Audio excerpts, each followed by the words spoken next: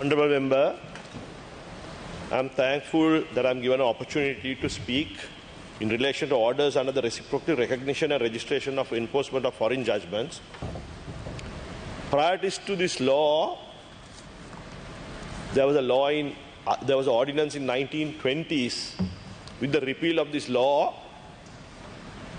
by this act coming into being, the Deputy Minister of Justice is there. 56 countries, I believe, there is reciprocal enforcement of 53 countries of enforcement of foreign judgments. Also, the Minister of Women Empowerment is also in this house at this moment. We know that with regard to divorce, there's a major problem in recognition of foreign judgments. I think this clears the path with regard to recognition of divorce proceedings in these 53 countries and thereby enforcing a foreign judgment. I would also like to appeal to the Minister of Justice and the Minister of Women's Affairs. Ada Lankawe දික්කසාදයක් එකගතාවකින් ගන්න බෑ. අපි රෝමලන්දෙසි නීතිය අනුගමනය කරන නිසා ස්වාමියා භාර්යාගේ දේපල වෙනවා, භාර්යාව ස්වාමියාගේ දේපල වෙනවා. ඒ නිසා උසාවියක වුණත් දික්කසාදයක් ගන්න සාක්ෂි මෙහෙයන්න වෙනවා. අද අනෙකුත් රටවල කැමැත්තෙන් දික්කසාදයක් ගන්න පුළුවන්. ඒ නිසා මම ඉල්ලා හිටිනවා මේ රටෙත් ඒ සංශෝධනය ඇති කරලා දෙදෙනෙකුට ස්වාමියායි බිරිඳටයි කැමැත්තෙන් දික්කසාදයක් ලැබීමේ වරම.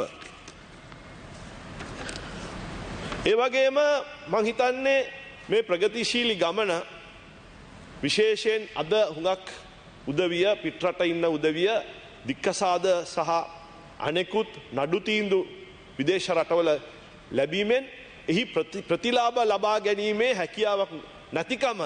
හැබැයි අද මේ with this order I'm sure this problem is solved.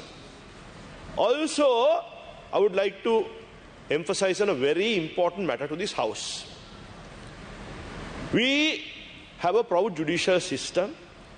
Parliament exercises their judicial powers through courts.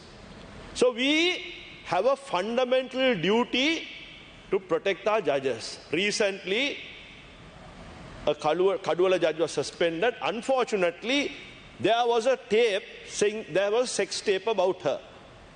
This is not only an indictment on her against the system, because it was a false, malicious statement. In also you see in social media at various times, judges are being attacked.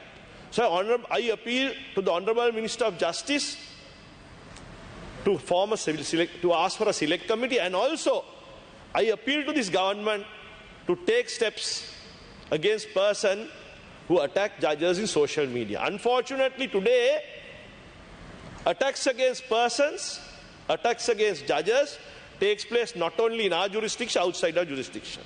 Therefore, if we are going to protect the integrity of our judicial system, we have to protect our judges from malicious slander and defamatory statements. In addition, there's another issue. The Honourable Deputy Minister of Justice, the Contempt Act in our country. We see that in certain instances where a lawyer was locked up recently and the Bar Association has to intervene and seek a release. We also saw a person who was locked up for the phone ringing in court, which resulted in death. So, and also the Bar Association has expressed their concern, and also lawyers find at certain instances the Contempt Act is an intimidation on the system. It intimidates them.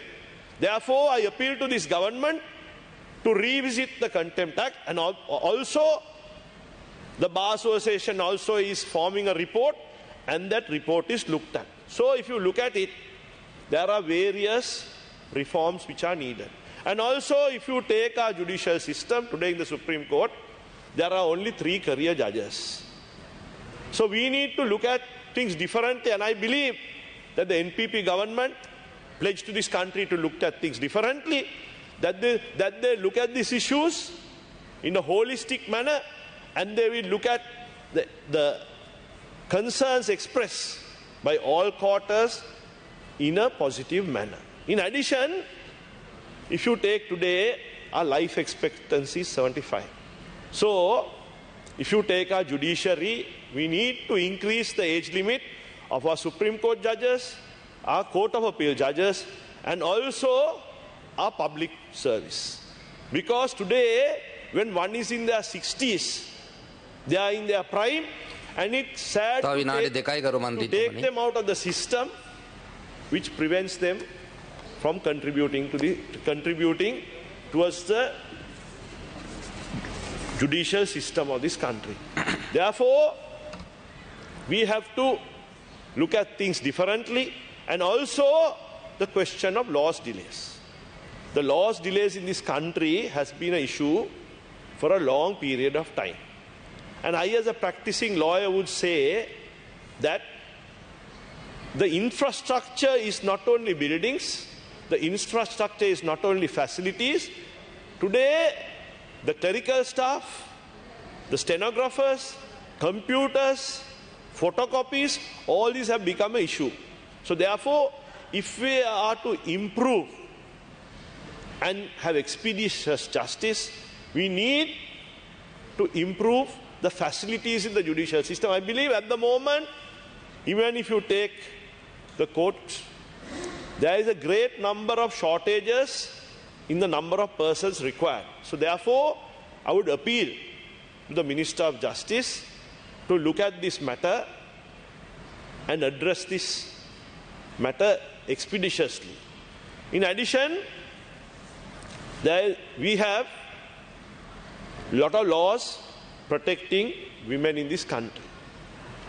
Unfortunately, Sri Lanka is in the rise with regard to domestic violence.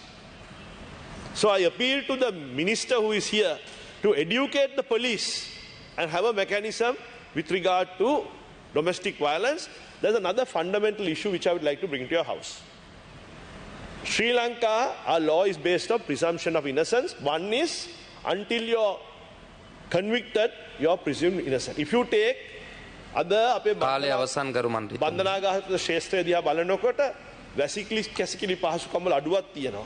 And if you take the ratio of a toilet, our prisoners don't have the liberty of having a pillow and a mat. So therefore, especially with regard to our remand prisoners, the prison officials should look at it from the point that there are persons who are there because investigations are pending, and they should be taught that the presumption of innocence operate against them, operations in favor of them, and therefore they should not be treated as convicts. Thank you.